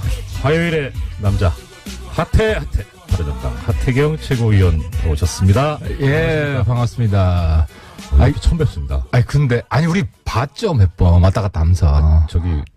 최고위원 저는, 같이 소주를 안 마시면 기억을 못 합니다. 소주. 근데, 네. 오늘 분위기가, 예. 훨씬 밝아졌어요. 인물부터 저기 비교되는데. 의원님 이 칭찬인지 아닌지 잘 아니, 없을 때 까라고. 그 말씀이시군요. 아니지, 과거에 보면 우리가 신언서판이라 그러잖아요. 네네네. 일단 얼굴 대지, 언서, 목소리도 훨씬 좋습니다. 목소리 지금 칭찬이 자자하더라고요. 선생님 선생님 저기 의원님 저기 그 국정의 한 축을 담당하시는 국회의원이시고 정당의 최고위원이신데 이렇게 사람 보는 눈이 없으시면 어떻게 합니까? 공장장한테 불만 있는 사람 많아요. 아, 그렇습니까? 없을 때 제가 대변해 드리는 거예요. 저런. 저는 아닌데. 네, 괜찮다고 생각을 했는데. 아니, 우리 이판사님도 보니까, 물론 우리 공장장님 눈이 있으셔가지고 후계자를 잘 고르신 것 같은데. 후계자 아닙니다. 그냥 대행입니다. 네. 자, 먼저, 지난주에, 저도 이제 지금 대행을 하고 있습니다만, 이렇게 매일 듣거든요. 근데 지난주에 바쁘셔가지고. 지난주에. 네. 지난주에 핫한 이슈가 있어가지고. 예. 제가 굉장히 재밌게 들었어요. 남경필, 이재명. 예. 그 논쟁. 네. 근데 제가 놀란 게, 이재명 시장님 우리 바른정당으로 오셔야겠더라고요. 왜요? 아니, 남지사가 과거 이재명 시장 입장이고. 예. 뭘 좀 퍼주려는 입장이고. 예. 이재명 시장은 재정적인 문제를 이유로 들어서 계속 반대하는. 딱 구도가. 예. 구도가 그래서, 이재명 시장님 보수로 전향했나? 스카우트 하신다면. 네. 이재명 시장님 요즘 핫하죠. 저희들이랑 코드가 맞죠. 하태경 최고위원이시죠. 자, 보니까 제가 이제 대행으로서 좀 준비를 한다고 보니까 의원님 페이스북에 마지막 호소라고. 맞습니다. 예. 그 호소를 오늘 인재의 등용문 뉴스공장에다. 요즘. 네. 고백합니다. 대놓고 구걸 정치하고 있습니다. 우리가 교섭단체가 후원금이요. 네. 무너지면서 후원금이 확 끊기는. 네. 이런 상황에서. 예. 핫해. 그냥 핫하게 대놓고. 네. 예. 후원금 좀 보내주시라고 구걸 정치하고 있습니다. 예. 판단 잘 해주시고요. 청취자 여러분들. 네. 자, 지금 사실 의원님 모셨습니다마는 바른정당 얘기를 해야 되는데 바른정당 관련해가지고 지금 또 가장 이슈가 되고 있는 게 통합 얘기 아닙니까? 통합이죠. 예. 근데 제가 보기에 제가 이제 바른정당 쪽 입장이라고 가정을 하고 생각을 하면 어떻든 이제 같이 살림을 합치자, 통합을 하자 이런 파트너잖아요. 근데 네. 파트너가 내부적으로 좀 정리가 잘 되고 순조롭게 스무스하게 와야 되는데 계속 싸우고 있는 것 같거든요. 그런 통합의 파트너 입장에서 보실 때 국민의당 어떻게 보이세요? 장단점이 있는데요. 네네. 너무 조용하게 되면은. 네. 또 시너지 효과가 없잖아요. 그러니까 이게 리스크가 있지만. 네네. 기회도 있는 거죠. 여기서. 예. 감동적으로 성공적으로 잘 마무리되면 예. 훨씬 저는 시너지 효과가 클 것이다. 이 과정이 일단 시끄러워야 돼요. 뭔가 이 흥행이 되려면 바닥을 치고 가야 된다. 굉장히 시끄럽잖아요. 예. 흥행 요소는 있는데 네. 이제 문제는 이 끝이 어떻게 잘 마무리될 것인가. 아직 영화의 끝이 네. 남았잖아요. 예. 그러니까 이 부분이죠. 이 부분이 지금 제일 중요하죠. 그러면 그 끝을 잘 마무리하는 데 있어서, 국민의당 내부대로 어떤 생각이 있겠지만, 바른정당 쪽 내부에서, 우리는 이거를 잘 만들기 위해서 어떻게 해야 되겠다, 이렇게 생각하고 계시고 있어요. 명분이죠. 그러니까 이제 국민들로부터 박수를 받는 건데, 네. 아무리 시끄럽더라도. 네. 그러니까 왜 통합하려고 그러는 거야? 네. 제가 오늘 간명하게 말씀드릴게요. 예. 홍준표 시대를 끝내기 위해서 통합하는 거예요. 그러니까 지금 야당이 네. 완전히 병들었어요. 불치병 걸렸어요. 네네. 저 야당은 안 돼요. 제1야당은 예. 한국당은. 네.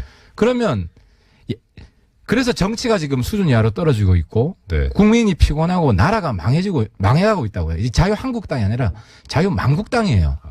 정말. 그러니까 불리한 진술을. 이 당을 네. 이 당을 없애기 위해서는 어떻게 해야 되냐? 지금 우리랑 예. 국민의당이 따로따로 가잖아요. 네네. 지방선거 지나면 없어져요, 이 당. 이 당이라 하면 이제 두 개 당이 바른당과 국민의당이 예. 네. 참패할 거 아니에요. 이 두 당이 각계 약진하면. 아, 그렇게 보시는군요. 네. 그렇죠. 지금 예. 사당 체제 하에서 어떻게 광역 하나 이기겠습니까? 아. 근데 우리가 합치면 우리가 한국당을 지지율에서 앞서갈 것이고 네. 한국당이 끝난다. 네. 그래서 대표 야당이 교체가 된다는 거죠. 예. 그러면은 건강한 정치가 예. 훨씬 우리 통큰 협치할 거예요, 민주당이랑. 예. 그럼 제가 지금 문득 드는 의문이 두 가지가 있습니다. 하나는요,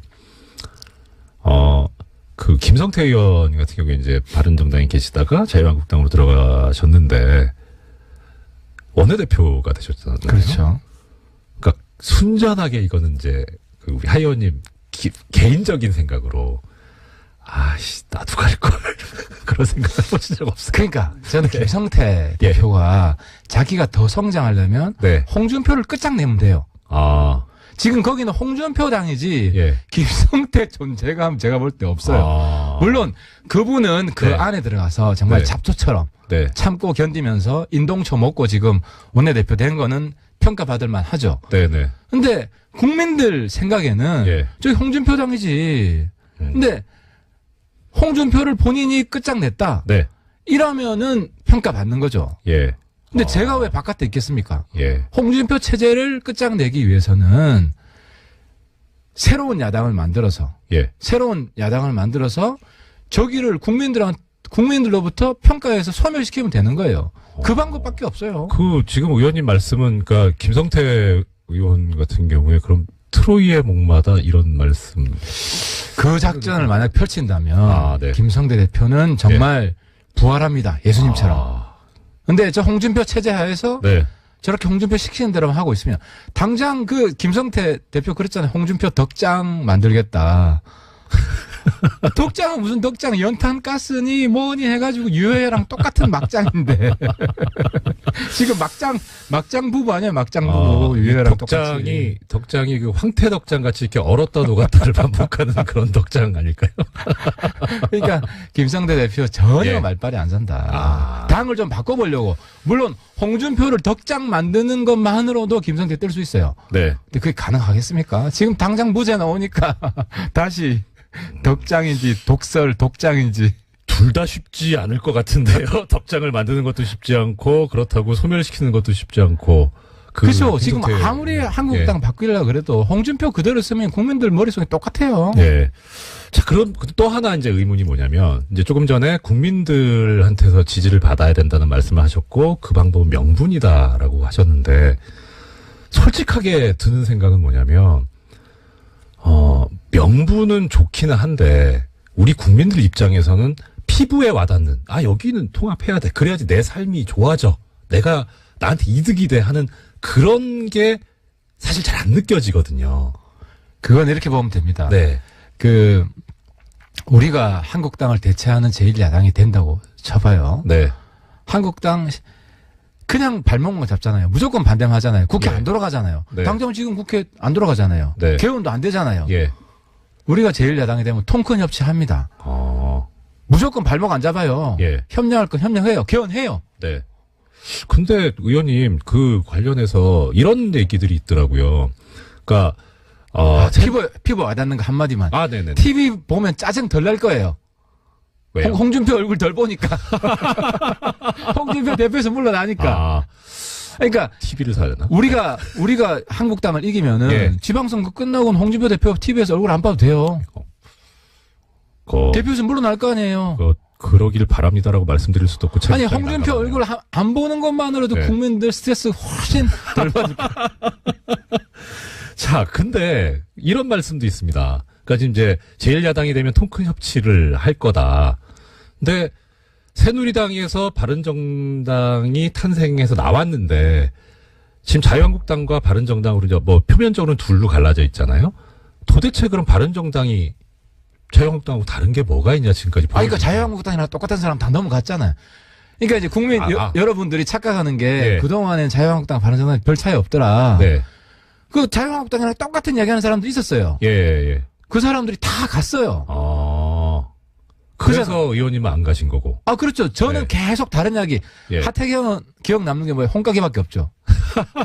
근데 내가 대표가 아니니까 이게 묻힌 거지. 그러면요. 그러면 의원님, 이 얘기 또 나옵니다. 뭐 오늘 지금 제목 중에 하나인데, 남경필, 원희룡 두 분 지사님이 지금 탈당 얘기가 솔솔 나온다고 해요. 그럼 그분들은 지금 방금 전에 이제 의원님 말씀하신 것처럼 자유당이냐, 자유한국당이냐. 그건 또 어떻게 해요? 일단 원지사는 네. 제가 확인해 보니까 한국당 절대 안 갑니다. 아, 제가 원지사 한국당 가면 오보다. 제가 그전 이정현 대표 손에 장지진다 해서 큰일 난 적이 있는데 네. 제 손에 장지집니다. 하지 마세요. 공약하지 마세요. 안 그래도 지금 국민들 사이에서 정치인분들께서 선거 때만 얘기해놓고 공약 안 지킨다는데 근데 그거 어떻게 하시려고 원지사는 그래요? 한국당 안 갑니다. 아, 그렇습니다. 네, 원지사는 저 직접 만나서 얘기도 했고 네네. 원지사는 절대 안 가고요. 예, 남지사는 사실 고민이 그거 아니겠어요? 내 당선 가능성이 어디가 더 높냐. 예. 그러면은 우리 통합한 정당이 네, 그러니까 남지사한테 우리 당도 뭔가 해드려야 된다는 건 맞아요. 네. 그죠? 그럼 해드릴 수 있는 게 뭐가 있겠어요? 통합한 정당이 한국당보다 지지율 더블 스코어다. 그럼 가겠습니까? 그렇죠. 그렇죠. 예. 근데 지금 보면 근데 그렇게 보니까 좀 남지사님이 이 당선 가능성이라는 이익을 쫓고 계시는 약간 좀 치사한 느낌이 드는데. 남지사님도 그건 잘 아닌 거죠? 판단하셔야 됩니다. 네. 본인의 이미지랑. 아, 네. 근데 제가 생각할 때 우리가 통합했는데도 불구하고 남지사님이 한국당 가면 2등 안에도 못 될 가능성이 높아요. 예. 1등은커녕 2등 안에도 못 든다. 예. 그리고 명분이나 실리나 저는 통합정당과 같이 가는 게 남지사한테 훨씬 이롭다. 네. 근데 너무 점잖다. 우리 그러면, 점잖지 않게, 그럼 한 말씀 더 네, 올리겠습니다. 공격적으로 했어요. 공격적으로. 내가 지금 적응이 안 되고 있어요. 저기, 지금 부산에, 이제 해운대 갑 지역구시죠. 제지역구. 예. 거기서는, 다음번에 당선되겠냐, 바른정당이 간판 가지고, 자유한국당을 가셔야 당선되지 않겠냐, 차라리 자유한국당 가시라, 이런 얘기도 제가 들어봤거든요. 그건 어떠세요? 여론을 솔직히 말씀드리면, 네. 이 통합당, 예. 가지 말고 자유한국당 가라는 여론이 사실 좀 더 강했어요. 예. 제가 지역 가서 들어보면. 예. 최근에 바뀌고 있습니다. 박지원 의원님이 도와주셔가지고. 어떤 말씀이죠? 이게 역설인데, 박지원 의원님이 예. 처음에 뭐라 그랬냐면, 죄송합니다만, 박지원 의원을 부산에서는 어르신들은 아직도 빨갱이라고 생각 많이 해요. 예. 왜 빨갱이 박지원 밑에 가서 일하려고 그래? 이러다가, 네. 박지원 의원이 통합당을 яр하게 부시니까, 예. 까니까, 예. 박지원이 반대하는 정당이구만. 거기 빨갱이 정당 아니네. 그러면 기왕 박지원 대표 말씀 나왔으니까 박지원 대표 그렇게 얘기하셨어요. 3등하고 4등하고 합쳐봐야 꼴등밖에 더 하냐. 이거 뭐하러 통합하냐. 그건 어떠세요? 그거는, 예. 이거, 박지원 의원님 솔직히 존경하고, 네. 저는 같이 우리랑 해서 한국당을 없애는데, 네. 그분의 꾀주머니를 예. 써야 된다고 생각합니다. 네네. 그래서 그분이 역할이 있다고 생각하는데, 예. 지금 굉장히 판단을 잘못하고 있는 것이, 한국당이 확장성이 없다는 걸 몰라요. 네. 저기는 기본은 한 10%는 있는데, 네네. 확장성이 없어요. 예. 그러니까 중원이 비어 있는 거예요. 그러니까 여기를 우리가 가질 수가 있는 것인데, 예. 당장 여론조사 해보면 2등 나와요. 이거는 명백한 숫자로 나오는 거고. 예. 그러니까 3등, 4등 합쳐가지고, 그러니까 3등, 4등 그대로 있으면 둘 다 망하죠. 네네. 지금 호남도 그렇고 영남도 그렇고 국민의당이나 바른정당이나 이 지지율로 가면은 이길 수 있는데 한 군데도 없잖아요. 그렇죠. 예. 근데 이게 합치면은 예. 이길 수 있는 가능성이 열린다. 새로운 세계가 열리고 새로운 하늘이 열린다는 게 명분도 있고. 예. 홍준표 끝장내겠다는데 네. 국민들 얼마나 좋아하겠습니까? 그건 좋은데. 그럼 이렇게 또 여쭤볼게요. 지금 여론조사 말씀하셨으니까. 2013년도 여론조사에 이런 게 있었다고 합니다. 안철수 당시 이제 국민당 대표가, 안철수 대표가 신당을 창당하면 지지할 의사가 있다는 게 30% 정도 나왔었거든요. 예. 그리고 2014년에 정동영 의원이 신당을 창당하면 18% 정도 지지하겠다 이런 게 나왔는데, 사실 이제 역사를 보면 이 안철수 대표나 정동영 의원 같은 경우에 이제 탈당했다가 당 만들었다가 또 깼다가 탈당했다가 당 만들었다 합당했다가 이게 여러 번 반복이 되거든요. 그러면 지금 그런 전력을 가지신 분들하고 다시 이제 통합을 해서 당을 만들었다. 또 깨지는 일이 벌어져. 앞으로 또 깨진다. 예. 역사를 보면요. 한국당이 깨지겠죠. 그러니까 깨지는 아니 통합당이요. 그러니까 한번 네. 한번 보자고요. 예.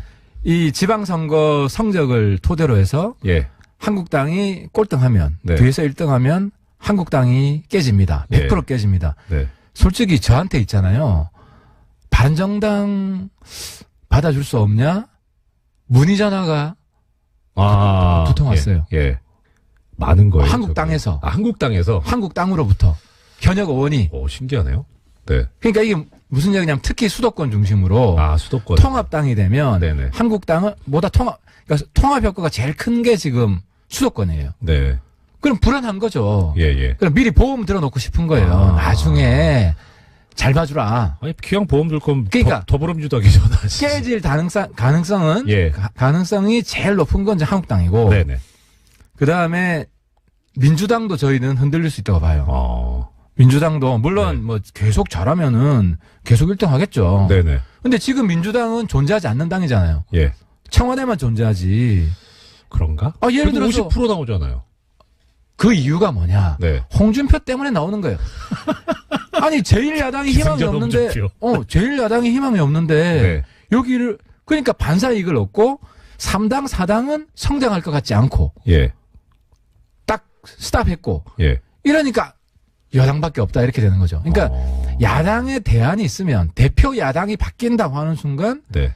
정치권 지각 변동이 일어나요. 그러면은 물론 우리 통합당이 깨질 가능성이 없다는 건 아닌데 깨질 네. 가능성이 가장 높은 당은 1번 한국당. 네. 그리고 민주당도 일부 흔들릴 수 있다는 거죠. 예. 근데 아니 제가 여쭤본 건 이제 그거죠. 당 깨는 전력을 상당히 많이 가지신 분들하고 합당을 하면 그러니까, 미래가 불확실하지 않냐. 그러니까 예. 그 중에 한 분은 네. 통합에 절대 반대하니까. 예. 정동영 예. 대표는 논외로 아니고 네. 안철수 대표는 네. 집안이 잘 되고 예. 그러니까 자기가 이번에 통합이 되면 1등 공신이 안철수예요. 솔직히 저도 이 자리에서 나와서 계속 얘기했지만 저는 통합까지 생각 안 했어요. 네네. 선거연대만 하자. 우리 예. 너무 다르다. 왜냐하면 그때는 호남 의원들까지 다 하나가 된다고 생각했기 때문에 부담도 됐고. 예. 근데 안 대표가 정말 저는 지난번에 제가 여기서 안 대표가 초딩에서 중딩됐다 한 2주 3주 전에 했는데 요번에 대딩 됐어요. 이제 의무교육을 마치고. 월반에서. 왜냐하면 저는 이렇게까지 일관되게 뚝심 있게 예. 통합을 밀어붙일 거라고 생각 못했어요. 중간에 또 철수할 거라고 생각했어요. 근데 뚝심 있게로 평가하시는 분들도 계시지만 당원 당규를 무시하고 이런 분이 법치주의를 지키겠느냐 그런 얘기도 있는. 당원 당규 무시한 건 이번에 법원에서 판결 날 거고. 근데 저도 그 부분 이번에 당원 당규 위반했다. 예. 법원에서 판결 나면 좀 수용을 했으면 좋겠어요. 저도 만약에 이게 당원 당규 무시한 거다. 예. 위법이다. 네. 그럼 우리 통합 못 하는 거죠. 그렇죠. 네. 수용해야 된다고 생각하고 예. 만약 위법이 아니다 그러면 신청하신 분들도 네. 수용을 하자. 더 이상 이렇게 막 진흙탕 싸움 하지 말자. 예. 그 제안을 했으면 드립니다. 좀 이거는 이제 아픈 말씀. 아직까지 별로 안 아파. 좀 더 세게 해주세요. 예. 제가 마음이 약해가지고. 너무 약한 거 이런 얘기를 하는 분들 계시더라고요. 그러니까 지금 이제 결국 아까 말씀하신 대로 찾아와야 될 때 공략 지점이 중도 부분인데 어떻게 보면 이제 무당층. 그런데 그러면은 이 무당층을 끌어올려면 내 기득권을 좀 포기를 하는 그런 모습이 있어야 되는데 지금 바른정당만 놓고 보더라도 원내 교섭단체가 붕괴함으로써 국고보조금이나 이런 게 이제 적어지니까 어떻게든 교섭단체를 만들기 위해서 통합을 하려고 하는 거 아니냐 이런 지적이 있던데요. 가난한 사람이 부자 되겠다는 그 욕심은 나쁜 욕심은 아니잖아요.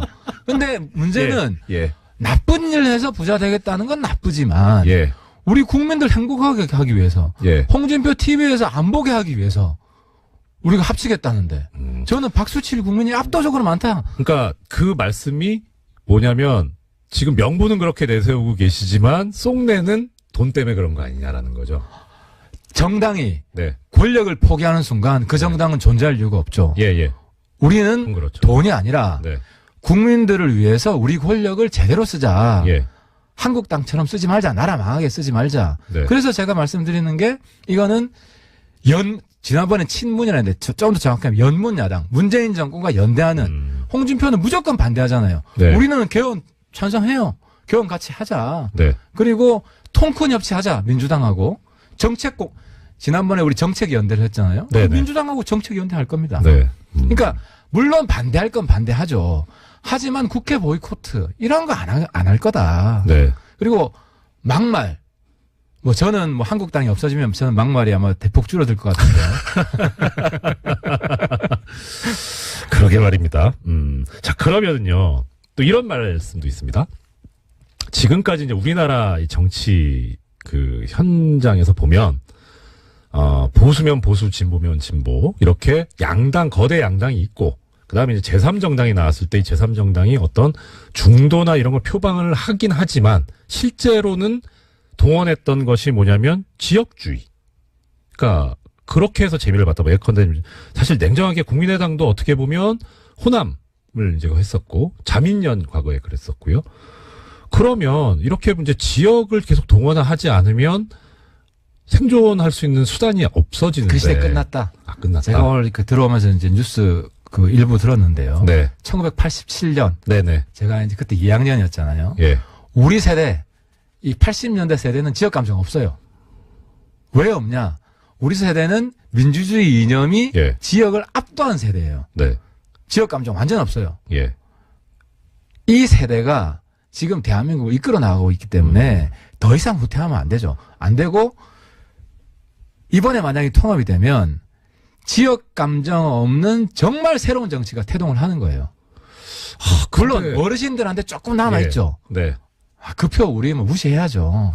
그 표까지 받으려고. 아니 어르신들한테 우리가 당당하게 이야기할 거예요. 네. 그러니까 하태경이 왜 새누리당 있으면서 님을 위한 행진곡 예. 빨갱이 몰이하는 거 그렇게 깠냐. 네. 5.18에 대해서 계속 지역에서는 욕 들으면서 제가 이야기를 했어요. 네네. 근데 이제 어르신들이 이해하죠. 아. 시대가 바뀌기 때문에. 예. 그러니까 이런 헌신과 희생이 있어야 되고 이번에 새로 나오는 정당은 지역주의 없는 정당, 예. 지역감정 없애는 정당 그런 정당이 될 거라고 봐요. 그래서 저는 안 대표랑 좀 생각이 다른 게 안 대표 네. 자꾸 다당제 이야기하잖아요. 네네. 저는 신양당제.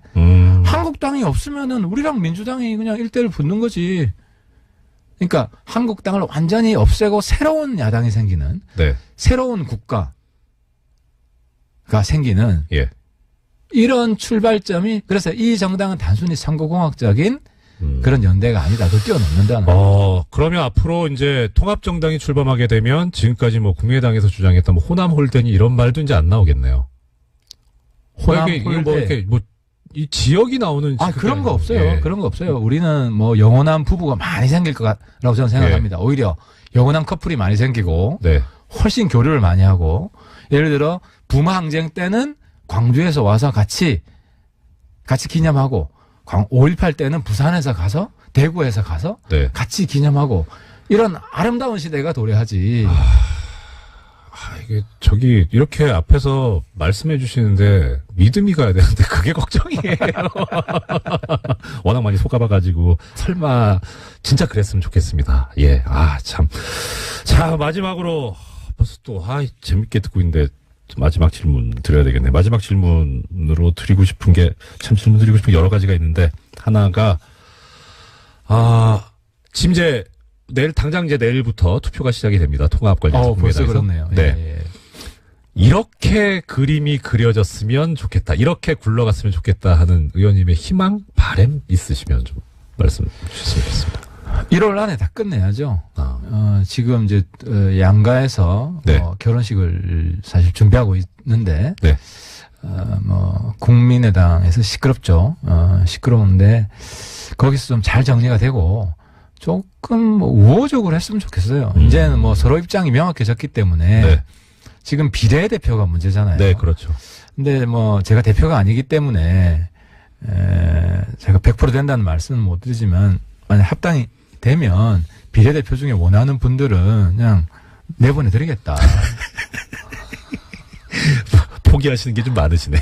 내보내드리겠다. 예. 왜냐하면 지금 한국당에도 김연아 의원이 사실 바른정당 예. 의원이랑 마찬가지인데 정신적으로 예. 거긴 아예 의총에도 부르지도 않아요. 네. 그러니까. 근데 지금 내보내주면 그게 신사적인 정치잖아요. 그래서 우리가 이제 비례로 장난치지 않겠다. 네. 그래서 좀 우호적으로 이제 지난번에 이제 절이 싫으면 중이 나가야 된다 그랬는데 그 절 주지는 안철수잖아요. 박씨 아니고 안씨잖아요. 예, 좋습니다. 정말 진짜 계속 속는 놈이 바보라고 하는데 속지 않게 되기를 예 진짜 부탁드립니다. 아우 심성까지 너무 착하신다. 우리. 지금까지 화요일의 남자 하태경 최고위원 모시고 말씀 들어봤습니다. 고맙습니다. 예, 감사합니다.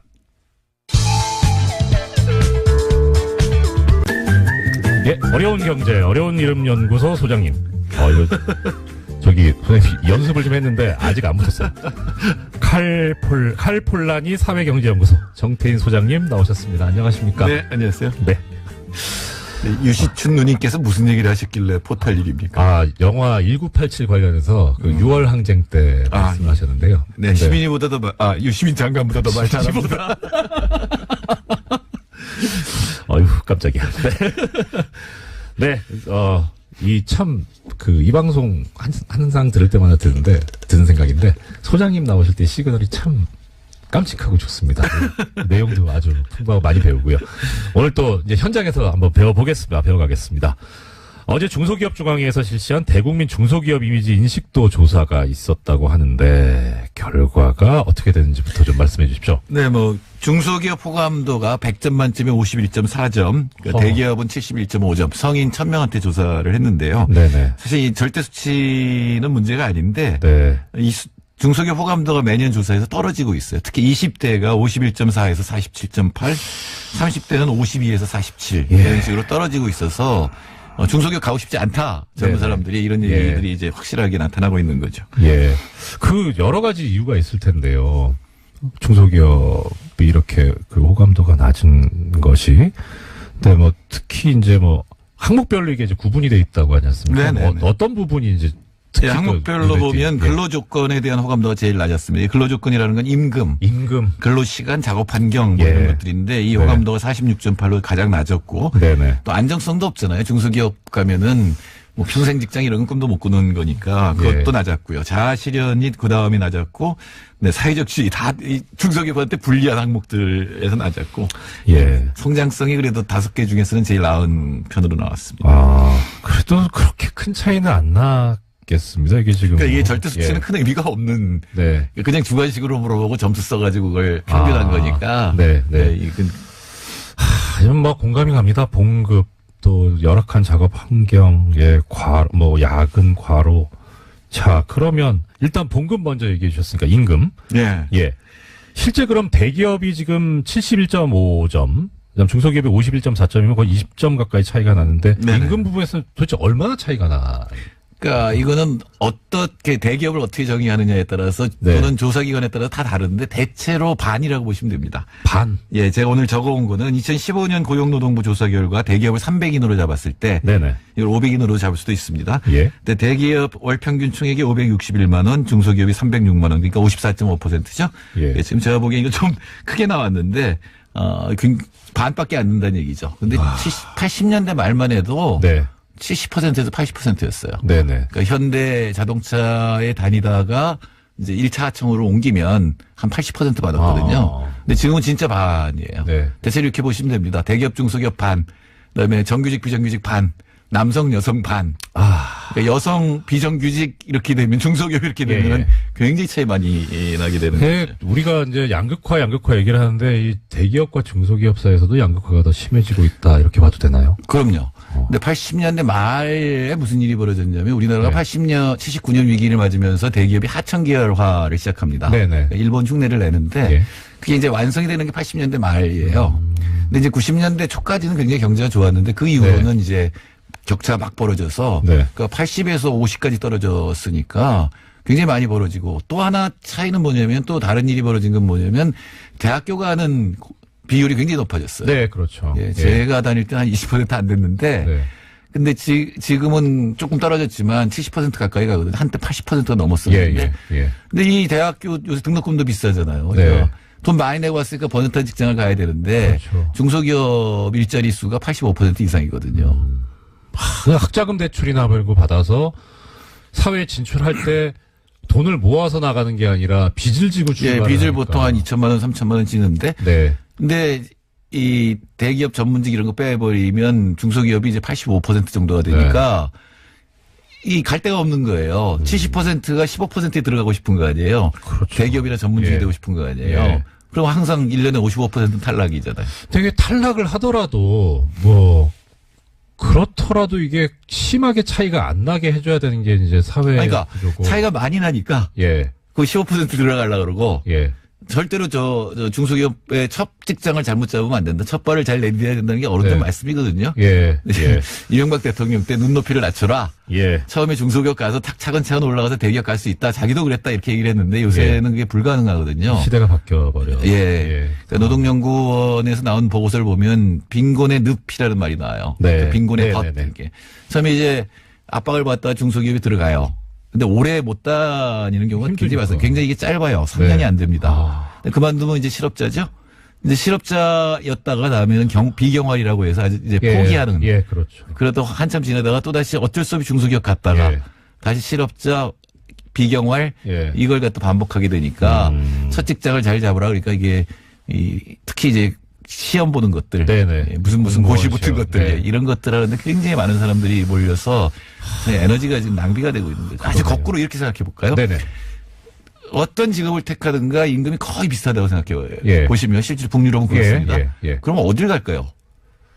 그러면 그래도 좀 덜 힘든데 시간 여가가 많은데 저 같은. 그러니까 자기 취향에 따라 가겠죠. 예. 아 예. 예, 자기가 좋아하는 일을 선택하게 네네. 될 거니까 아무래도 좋아하는 일을 선택하게 되면 생산성이 올라가게 되지 예, 않겠습니까? 생산성이 올라가죠. 사실 15% 가는 대기업에 간다고 하더라도 자기 좋아하는 일 안 하는 경우가 많이 있죠. 네. 거길 가야 되니까 네, 예, 공무원 시험을 봐야 예, 되니까. 예.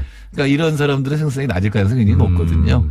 그러니까 북유럽 국가들을 제가 관찰하면서 이 나라들이 우리나라의 1인당 GDP 2배인데 근로시간은 반이에요. 네네. 그럼 서너 배 우리나라보다 생산성이 높다는 건데 그게 잘, 그렇군요. 예, 그런 거예요, 수치로는. 네네. 근데 잘 이해가, 우리나라 사람 그렇게 못났나? 이건 아닌데. 우리나라 저 사람들 같이 이렇게 또 열심히 일하고. 예, 못나지 않았는데 그런 거는 어쩌면 한쪽에서는 좋아하는 일만 하고, 아. 어쪽에서는 싫어하는 일만 하는. 제가 뭐 농담처럼 하는 얘기 중에 피를 보면 기절하는 아이들이 의대 간다고. 예. 거기가 워낙 좋은 직장이니까 어떻게든 공부 열심히 해서 가는데 자기 적성하고 맞지 않는 거거든요. 그러면 이렇게 이제 차이가 나고 사람들이 막 참 어려워하는데 왜 이렇게 중소기업이 상황이 열악한지 혹시 뭐 좀 제도나 시스템상으로 예, 바꿔야 아까 되는지. 제가 얘기한 하청 계열화가 완성됐다는 거는 네네. 이제 대기업에서 하청 단가를 매긴다는 얘기잖아요. 우리나라 예. 중소기업의 절반은 하청 계열사라고 보시면 됩니다. 예. 근데 하청 단가를 되게 마음대로 한다면 예. 예를 제가 10,000원짜리 부품을 만드는 중소기업 사장이에요. 열심히 노력해서 생산성을 올렸어요. 기술을 발전시켜서 9,000원에 만듭니다, 지금. 네. 네. 옛날처럼 10,000원이 단가면 10,000원에 받아서 1,000원 남잖아요. 그렇죠. 그거 가지고 생산성을 더 향상시키든가 노동자 임금을 줄 수가 예. 있는데 네. 대기업이 그걸 다 알아요. 얘가 어느 걸 발전시키는지 다 알고 하청 단가를 굳혀서 깎아버려요. 아, 이게 그 후려치기 뭐 이런. 예. 어떤 거는 정기적으로 우려치는 것도 있고 예. 사실은 대기업의 하청기업이 되려면 자신의 기술 상황 어떤 친구들이 자기 지금 들어왔는지까지 다 알려줘야 됩니다. 정보를. 헐. 그러니까 아니, 대기업들은 그거 영업 비밀 아닙니까? 근데 그렇게 안 하면 그 계열사에 못 들어가 계열에 못 들어가니까. 예. 참 심하다. 그러니까 그런 것들 다 파악하고 있으면서 생산성 향상분을 다 하청단가 후려치기로 빼가면 네. 중소기업 생산성이 계속 낮을 거 아니에요. 재충전이 안 되는. 인센티브도 없고 네. 여력도 없고 네. 그럼 생산성 격차가 점점 벌어지는 걸로 나타나게 되겠죠. 아, 그러면 임금은 점점 벌어지고 예. 그럼 뛰어난 젊은이들은 안 가려고 그럴 거 아니에요. 여기. 예, 그렇죠. 예. 그럼 이 가는 사람도 또 이렇게 차이가 벌어지니까 이게 점점 예. 벌어지고 이게 아. 극단적으로 가게 되면 사실은 극단적으로 가게 되면 대기업도 자기 이 발밑을 갖다 파버리는 거거든요. 그렇죠. 토대가 예, 지금은 취약해지니까. 중국에서 끌어온다고 하는 건데 아. 이게 제대로 안 되면 굉장히 위험해질 수 있는 겁니다. 아, 그렇군요. 그러면 결국 이제 이 대기업들이 그렇게 뭐 일종의 횡포를 부리는 거에 대해서 규제를 하고 뭐 나가야 되는데 김상조 공정거래위원장 같은 경우에 그러면은 우리가 잘하고 있다라고 봐야 되는 겁니까? 뭐 이제 얼마나 여태까지 자율적으로 하라고 그랬죠. 네. 네, 그게 뭐 이렇게 좀 명분을 축적하는 것 같다는 느낌은 듭니다. 네. 네. 그러니까 복잡하게 순환 출자 이런 거보다는 네네. 하청 단가 문제라든가 예. 이런 쪽을 우선 보겠다라고 예. 했기 때문에 내년 초에는 어떤 이 조치가 나올 거로 보입니다. 그럼 우리 소장님께서 전문가시니까 이런 상황에서 그럼 뭐 예를 들어서 외국은 이렇게 하고 있다. 내지는 우린 또 이렇게 갔으면 좋겠다. 어떤 이런 정책이라든가 그런 거에 대해서 이렇게 말씀 주실 만한 것은 뭐가 네, 있을까요? 일단은 예. 하청 단가 후려치기나 네. 이 중소기업이 개발한 기술을 탈취한다든가 이런 것들은 철저히 막아야죠. 이건 불공정한 얘기예요. 그거 뭐 도둑 아닙니까? 예, 그렇죠. 예. 또 하나는 이제 클러스터라는 걸 만드는 건데 아, 네네. 문재인 정부의 경제정책 기조가 소득주도 성장하고 네. 그다음에 혁신 성장인데 혁신 성장이 일본에 뭐가 들어가 있냐면 중소기업을 혁신의 주역으로 만들겠다는 얘기가 나옵니다. 이거 처음 나온 얘기입니다. 아, 우리나라 역사상. 네, 네. 근데 이게 굉장히 어려워요. 예. 근데 중소기업이 혁신의 주역이 되려면 네트워크가 돼야 됩니다. 하나하나로는 굉장히 어렵지만 이 기업들이 비슷한 동종이라든가 네네. 비슷한 지역에 있는 중소기업들이 네트워크를 이뤄서 정보를 교류하면서 또 거기에 대학들이 도움을 줄 수가 있죠. 우리나라 네. 대학들은 전부 세계 인류만 얘기하는데 그렇지 않아요. 그러면 진짜 망합니다. 그렇죠. 예, 예. 지방에 있는 산업이라든가 자기 지역에 있는 기업들하고 같이 작업을 해서 이 기술을 발전시키고 그 이익을 갖다 그 네트워크가 나눠 가지는 거죠. 그래서 여태까지는 우리나라 중소기업 지원금이 이렇게 적지가 않거든요. 아, 그렇습니까? 예, 세계적으로 중소기업 정책도 제일 많고 아. 지원금도 적지 않은데 이게 기업 단위로 다 갔어요. 아. 네. 그러니까 개별 기업 쪽으로 가다 보니까. 네, 지금 홍장표 경제수석도 그걸 잘 아는 친구고 네. 그다음에 이번에 다시 중소기업 비서관을 뽑았는데 우리나라의 중소기업을 제일 잘하는 그러니까 산업연구원에 있던 분을 비서관으로 모셔갔으니까 아마도 그런 네트워크에 지원하는 이런 예. 정책들이 나오고 근데 이게 시간이 오래 걸려요. 아. 가령 그러니까 조급하면 안 된다. 예, 세계적으로 유명한 에밀리아 로마냐면 몇백 년이고요. 최소한 한 10년 정도는 그런 네트워크가 형성된 걸 갖다 지원을 하게 되면 네. 우리나라 중소기업들도 희망이 있다고 저는 생각합니다. 아, 이거 참, 이제, 10년 걸린다고 하셨으니까, 이건 또 중간에 그러면 이제 정권 교체기도 있을 수 있는데. 뭐, 그러니까 바뀌더라도. 예, 일관돼야 될 것 같네요. 예, 하태경 의원처럼 좋은 정책을 따라한다. 뭐 이런 사람들이 많이 나와야죠. 소장님, 거기서 하태경 의원님 인용하시면 청취자님들한테 바로, 예, 혼나실 수도 있는데. 예, 자, 청년들이 중소기업에 갈 수 있도록 이렇게 많이 지원을 해주고, 그렇게 해서 탄탄한 기반이 형성되게 하자는, 좋은 말씀 들었습니다. 오늘 말씀 감사합니다. 지금까지 칼 폴라니 사회경제연구소 정태인 소장님 모시고 말씀 들었습니다. 감사합니다. 예, 감사합니다. 예, 어제 인사를 제대로 못 드리고 끝냈죠. 오늘은 인사 드리려고 애를 써봅니다. 자, 공장문 닫습니다. 공장문 닫습니다. 안녕.